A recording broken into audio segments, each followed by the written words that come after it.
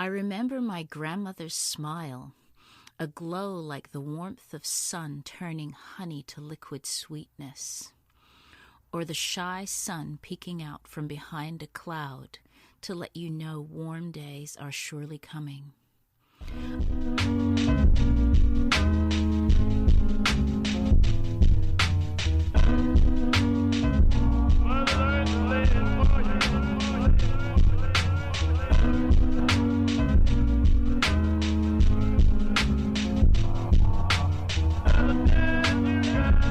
Hello and welcome. Welcome to the Earth, Sea, Love podcast. This podcast is for and about women of colour and our relationship with nature. Hosted by me, Sheree Mack. The Earth, Sea, Love podcast is committed to exploring the experiences of women of colour with Mother Nature. We want to provide spaces where the hidden voices in the environmental and conservation conversations can explore their relationship with the natural world. Inspired by our time spent outdoors, we amplify the voices of women of colour, our stories, our conversations, interviews, photography, writing, and artwork. We'll be exploring our legacies, histories, and memories which have had an influence and effect upon how we perceive ourselves within the natural world and within the environmental and climate justice movements. Welcome to the Earth, Sea, Love podcast.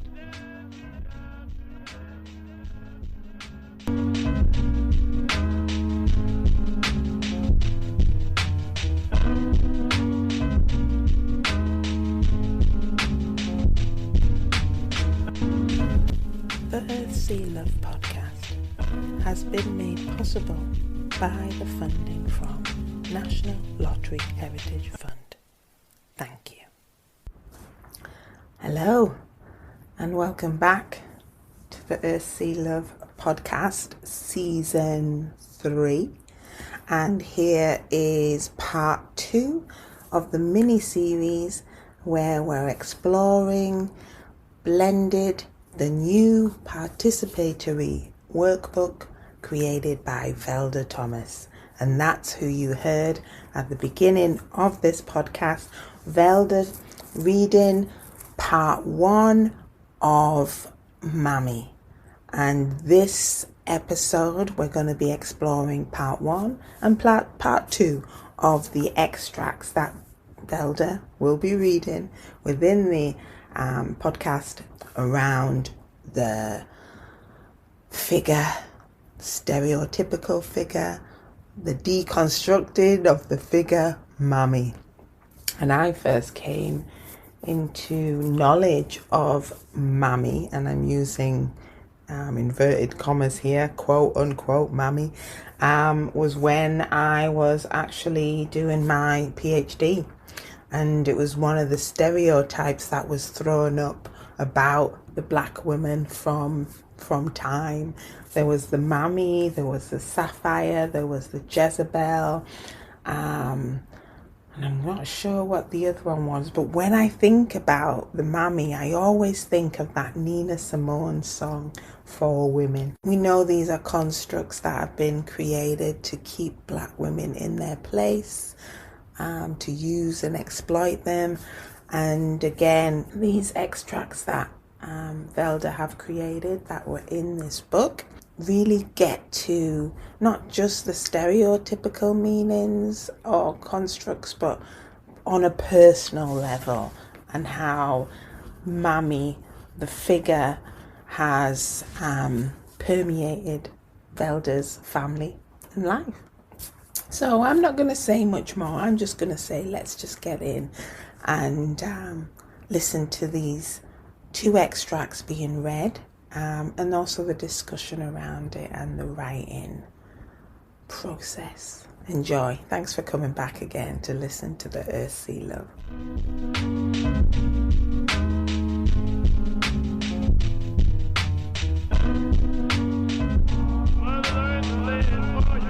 Mammy, Part 1 of 4.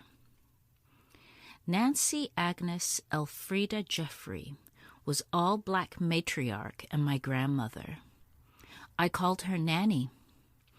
All the adults around me called her Mammy. Her own children called her Mammy. Her husband called her Mammy. In my youth, I accepted this as my grandmother's other name. There was even an endearing quality to the ear when people called out to her, "Mammy?" I remember my grandmother's smile, a glow like the warmth of sun turning honey to liquid sweetness, or the shy sun peeking out from behind a cloud to let you know warm days are surely coming. I remember Elfrida's hymn and hum as she cleaned the house, did laundry, and herded her grandchildren, us, hanging on to her apron strings day in and day out. I remember laying my head on her pillow-like thighs, enveloped into her softness, the smell of baking lingering on her apron as she hummed me to rest with her enduring love. I remember being locked between her strong knees for the dreaded daily hair-combing routine, my tender head crying out to meet her response, "Child, beauty is pain." Nancy had superpowers with fire, heat of discipline from her eyes that stopped me from continuing my childish naughtiness. Truly, she possessed spider senses and eyes in the back of her head. With one look, I was burned into submission. I remember Agnes's fondness for Jim Reeves' country music, wrestling, rum, chicken, bright-colored flowers, and her family. Her family. Her family. Mrs. Thomas had faith, hours of devotion in church accumulated into years. Dressed to the nines, I helped choose which Sunday fancy hat she'd wear from her wardrobe of many. Watching her hit the ground in prayer, possessed by the Holy Spirit, hearing her speak out in tongues was a natural occurrence for me. I remember the day she told me she had nurtured white people's children for money. Those people called her Mammy. Willingly, she gave them her unconditional love and comfort. The trauma of her life became visible in her brokenness. Sitting quietly in an armchair for hours, rocking back and forth, hugging herself, she began to disappear before my eyes. Mental illness brought rage, mood swings, and hurtful verbal outbursts towards those who she loved the most. Eventually hospitalized and medicated to become a shell of her former self, dementia set in. All the joy used up, gone, poof. Life numbed for her final days. The woman I describe here was so much more than a construct caricature called Mammy. Nancy Agnes Elfrida Jeffrey was mine, a part of the conduit for my being here. I lay in her womb too. We still continually reach for each other, she from the other side, me towards her from this physical reality, where she willingly now embodies the role of my spiritual matriarchal ancestor, Nancy Agnes Elfrida Jeffrey. This starts with the repeated, it's repeated, Mammy, Mammy, Mammy. But what you actually do is bring the human being that's behind that name, that term, and you call Nancy all her different names throughout this piece at different points. And what came up for me was the idea of naming and names and taking back that power. Because if we know with the Africans that were enslaved, the first thing they lost was their names, their given names. And they were just, if they were given a name, it would be, John, Mary, some generic name, or even a number, or just X. So I thought it was really important that you used your grandmother's names throughout this piece. Yeah.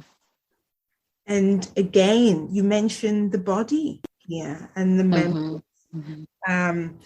And how there's the womb again there, how you lay in her womb. Yeah. And also, I think it speaks to how unresolved trauma can play out in a lifetime. How what happens when we stuff our emotions? We become ill, whether we're spiritually ill, mentally ill, physically ill. Yeah. And you got that the trauma of her life becomes visible in her brokenness. Yeah. Sitting quietly in that armchair for hours, rocking back and forth, looking at herself. And if you do a little bit of research about trauma, you will learn about the soothing mechanisms. Rocking, humming are methods of trying to soothe oneself. Because I mean, trauma comes up a lot for me in my work, my writing, the mixed genre memoir that I'm creating, because as we were saying, and as this is showing so beautifully in your writing, but also the pain is there. It's sort of hand in hand. It's that it is that idea of that generational trauma. I can only go back to West Africa. I might know Sierra Leone or Ghana is where my people come from, say, but I don't know those individuals. I don't know their names and how they traveled across the sea to the Caribbean and were enslaved. But what they went through as individuals and as a collective group of people, a nation, that is something we carry within our bodies now. Absolutely. And it's trying to explain that or show that or acknowledge that to ourselves and others. I think that sometimes I say about, part of the process of this writing is recognizing I on Patreon I've written a lot about trauma also, and the title of each of the pieces is "This Too Belongs," because I feel like what happens with experiences is we want to stop them and we want them to go away, but actually what needs to happen is they need to be embraced into the totality and wholeness of our being. We have space in our body for it all, and I believe that when we realize that we can also have trauma and be healthy.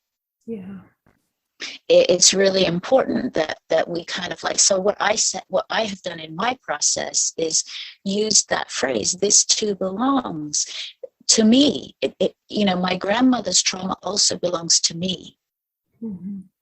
And I also feel to a certain extent like I am the link in the ancestral lineage when I envision, hundreds of bodies going back and hundreds of bodies into the future generations and past generations.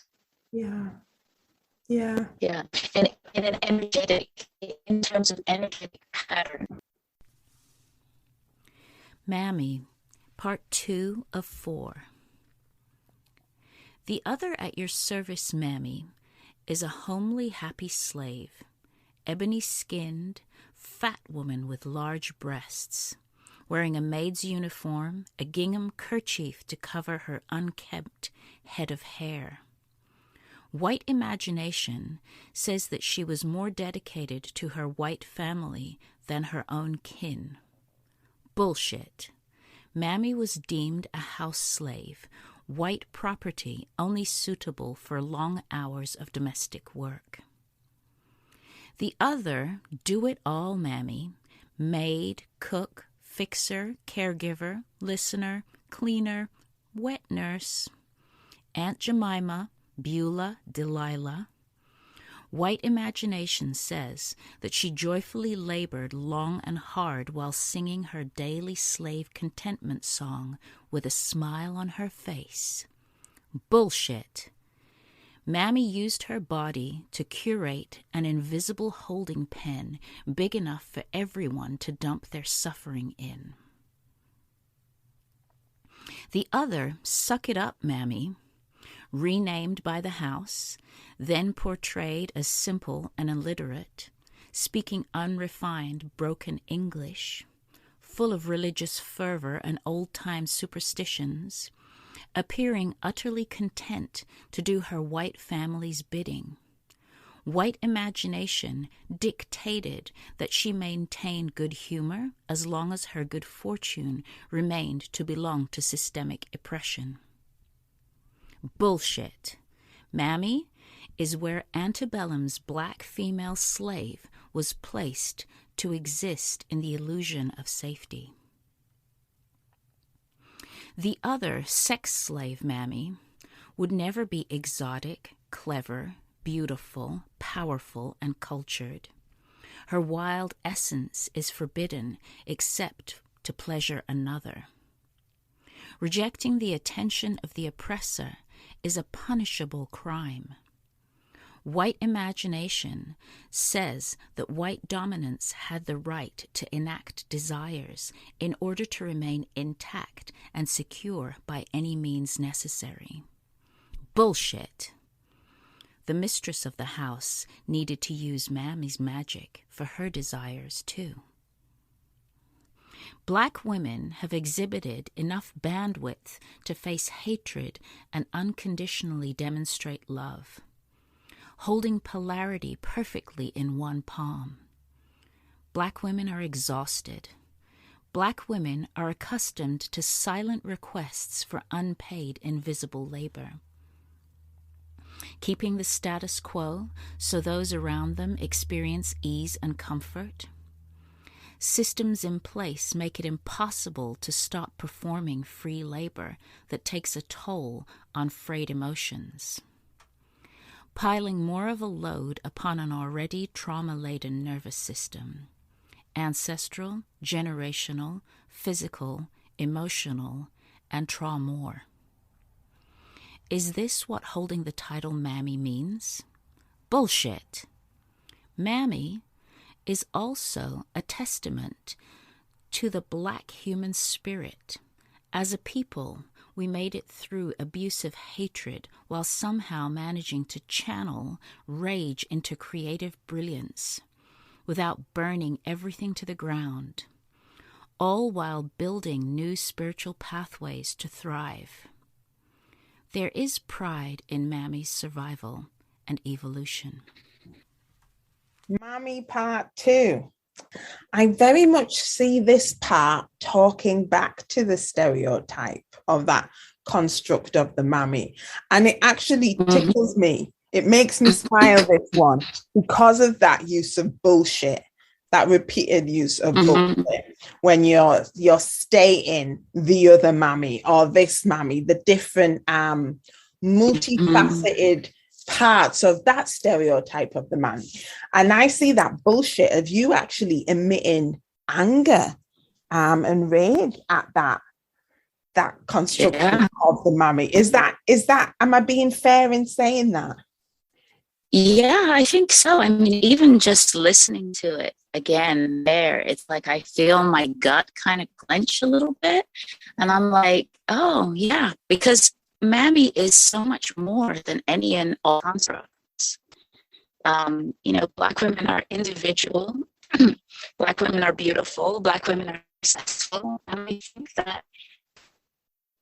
I think there is a lot to be angry about and to kind of show about, but it hasn't been.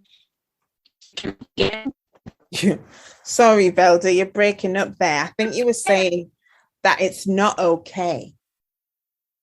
It hasn't been. I mean, I think for all people, it's not acceptable. It's not acceptable, socially acceptable to show anger and rage, particularly if it's destructive and harmful to others. So I think that, how do we process the rage and the anger that we have about the wounds of the past? I do think a lot of the time we swallow it, we internalize it, we take that, if we're thinking about anger and rage as a destructive quality, but also it can be in a creative quality. But when it's not released in a manageable way or in a creative way, we do swallow it, and it does cause harm to ourselves, don't you think? Absolutely. Absolutely. No question. The stuffing of negative emotion or positive emotions, it's not a healthy thing to do. So for me, listen to peace. Obviously, still I can feel it in my gut when I hear it. Yeah, because it's still true. It's still true that Mammy has been all that, and she is so much more. So it's the past feel like living with so much polarity sometimes.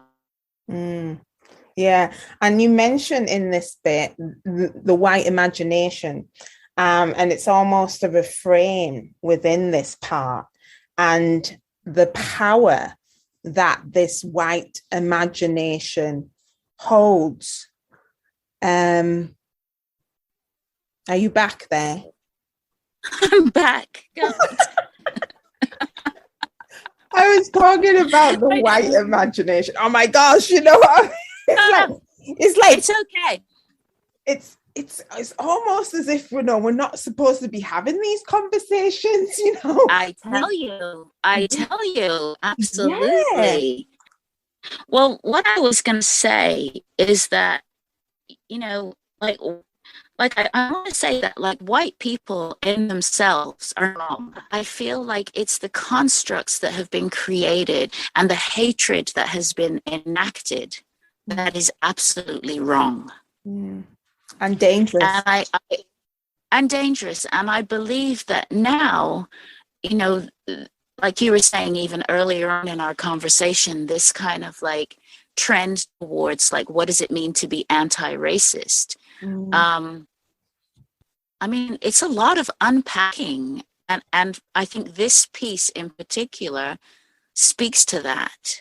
It speaks to the complexity of the layers of unpacking. The piece about, Mammy was the sex slave to the slave master, but she was also needed by the mistress. Her body was needed by the mistress. So it's like it's so complicated, and it's hard to be with. It's hard to be with all of this. Yeah. I'm glad you mentioned that bit, because that, again, hearing it another time, that was an image that stuck with me. The mistress of the house needed the use of Mammy's magic for her desires too.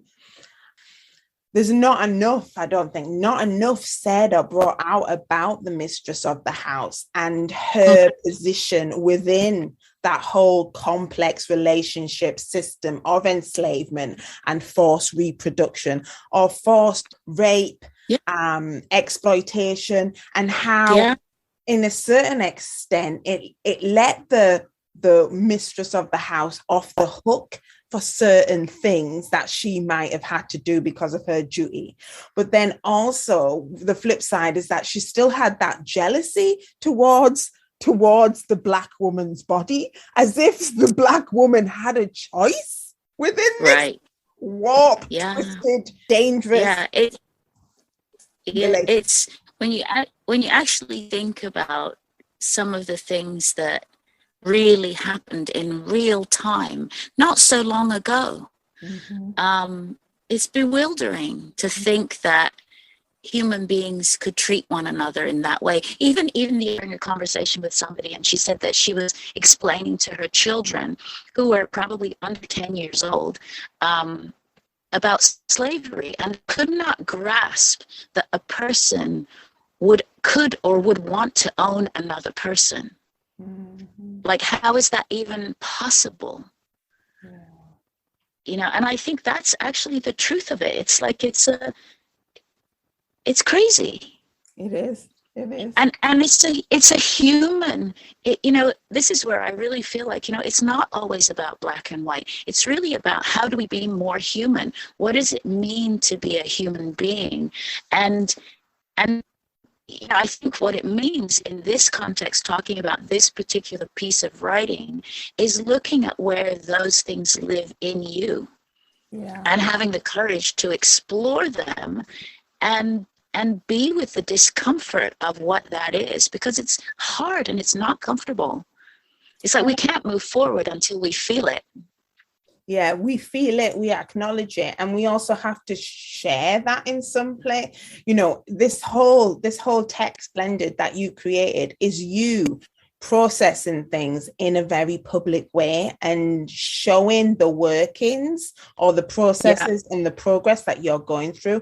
And I just don't think there's enough people doing that in a public way and showing, you know, showing the beauty, but then also the flaws and the mistakes and the failures, because it is about that vulnerability. A number of things here is like what you just said at the end of this section. You've got that reflection in those reflection questions. So it is that collaborative process with you and the reader. And you've got two questions. What comes of hatred, and how does love transform evil? And I think that so feeds into what you're saying about looking for these things within ourselves. We all have hatred within ourselves. Absolutely. And sometimes it's valid. Sometimes we've been caused harm and it's valid at the time. And it's kind of like, you know, the other thing is, you know, how do we move? And I think we may have even talked about this before, you know, how do we move towards forgiving ourselves for participating and forgiving others for doing harm? Yeah. You know, I sometimes talk about how, you know, the reason that we are here as descendants of slaves is because of the strength of Mammy and the strength of those field workers and whatever they did. They were not the ones that jumped over the edge of the ship and decided to die. They were the ones that said, I believe in the future. I don't know what's coming, but I believe in the future. So I think that that's also a potent, as Black people, that's a potent thing to carry with you, that your ancestors transcended. Yeah. And transformed a really harrowing experience into something that they could live with and move forward with. And I do think that, you know, you said, how does love transform evil? And I do think the Mammy had to love herself. She had to love herself through all that evil and hatredness and suffering and pain. She had to. Yeah. She had to. And she had to. Yeah. Absolutely. I agree with you. Yeah. And that's why I think it's so important, you know, we're talking about, it's so important that as a people, we love one another and we give one another a little bit of grace for all of the suffering that's happened for generations that's still within us. That we kind of, you know, we don't jump to conclusions to kind of cancel or, kind of push someone away when they're behaving a certain way, because there's reasons. Yeah. There is. There's such a powerful image within this part, which is, well, Mammy used her body to curate an invisible holding pen big enough for everyone to dump their suffering in. And that just speaks directly to what you said. But then also, I want to look at this as a strong image within this piece, and how I found through experience, Black writing, writing from people of color, is usually looked upon for the political statements or the social things that they're saying. And very little energy and time is spent on looking and exploring how we actually write, the styles and the tone and the aesthetics and devices that we used within our writing to make our point, or to make it more palatable in a sense, because what we write about is suffering, is trauma, but we write in a way that we can create some beauty around it, and we can, there's an art. There is an art in it. We are creative devices, and I just love to explore a little bit within your work where you are using powerful images to connect on a soulful level, on a heart level. So there's that image, but then also you're playful with the language, because later on you've got trauma, Trauma, but then also you say trauma, so Traumore, and that, seeing that, hearing that was a gut punch to me. It spoke to me, because I totally understood it as a Black woman. So I'm just like throwing this in there because like we're talking about the content, but also I'm interested in how you created these pieces. What was your process? Well, the first thing that actually happened at the beginning was I had this idea that I wanted to write a tribute to my grandmother, which is the first one. And I started off there, and then I put a post out on Instagram that was a mistake. It could have been catastrophic, but for some reason I wasn't too fazed by it, that I had just copy and pasted something that was completely unedited. And the response from my Patreon audience was, it would be really interesting if you could explore that more, because it means something to us. So I took that to heart, and I would say that, I really feel like these Mammy pieces are kind of the heart of the book, and they were very challenging to write. I had to check in with my body constantly. I had to walk a lot. I had to be with it as I was uncovering what was living in my body. In this Mammy 2 piece, it's almost like I imagined like a preacher standing at a pulpit, because as Black people, we are beautiful orators. And I imagine that kind of a character coming forth, standing at a pulpit, preaching to an audience of people, that kind of deconstructing this character and giving this character more voice, more space. Part of the thing I feel like is, as a writer, in my body, like talking about the holding pen, I have space for so much, and I have capacity for so much. We all do. And I think as Black people, we can expand or we can contract. So this writing was a process of expanding to hold all of the trauma in my body and express it. For me, the use of I love metaphors, and I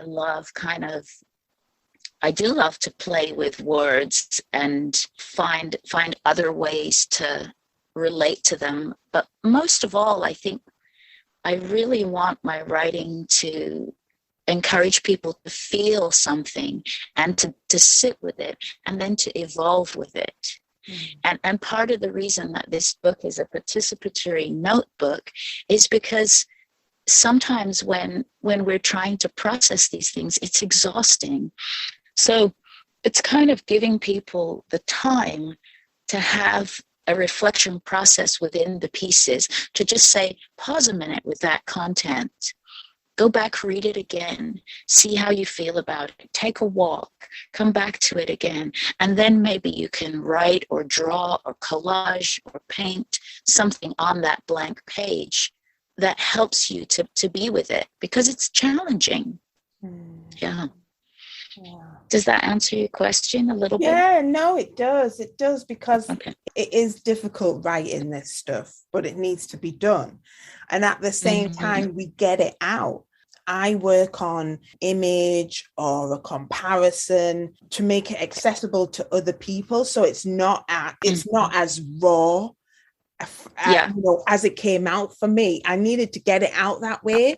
But then when I come back to it, I've got that distance in a sense, so I can think, right, I know this is saying this to me, and I need to maybe strip back that rawness or that harshness in a certain way. So I can make it more palatable to the reader, you know, and that's something that I'm thinking about, and that's what I did a lot of the time in the past. But now I'm pulling back from that. I'm trying to find ways of presenting images and still have some of that harshness still there, because I think it's needed. I think it's needed. And you know what you've got there is that Black women are accustomed to silent requests for unpaid invisible labor, and just got me nodding along. It's a harsh treatment of us, you know, to have requests again and again for us to do the work for other people. There was that time that I would just grin and bear it, or even say thanks, you know. So now I'm doing it on the page of bringing in more of that harshness and not trying to beautify it too much or palatable too much. That's giving me permission to show up in my life with a bit more, and I'm not going to say harshness, I'm a bit more authenticity, rightness for myself. It might make you uncomfortable, but I'm sick of making my own self uncomfortable to make you. Absolutely. If anybody in the room is going to be uncomfortable, I always say, if anyone in the room is going to be uncomfortable, it's not going to be me. Yeah, I love that. Because I feel like our voices need to be unapologetic about where we're at. We are where we're at in our healing journey, and we don't need to apologize for that at all. And I think that the other thing about this being a participatory notebook is that sometimes when we're asked to process this content with white bodies, we're causing ourselves harm. The intention is not to re-traumatize anybody, but to have the anti-oppression work happen within the pages, and that the text is something that gives somebody just enough of a jolt that we're interrupting the cycle, that we're kind of like just putting a stop in that circle and saying, hold on a minute, let's think about this. Let's actually kind of really look and examine this in this way. And I think that, poetry is so, I don't know whether this is really poetry. I don't know if that's the genre, but I feel like poetry in itself, the use of image in language, in some way, to me, it feels like it through a certain barrier and lands in a place, in a person's heart or in their soul, in a place that sometimes you can't get to. So that's other reason for kind of really trying. I feel like I am in essence a lover of beauty anyway, but and I see the value in beauty. So think about Mammy's body being a holding pen for all of this suffering, and I think that that still is happening today. We're still identifying ourselves with trauma and pain. And we need to break that cycle as Black people, as people of color. We need to be willing to express our joy and our power and be visible in that way. It's almost like, on social media, those are the things that people are attracted to. Suffering is attractive. It sells, right? So when we're in our joy, we don't get as much attention.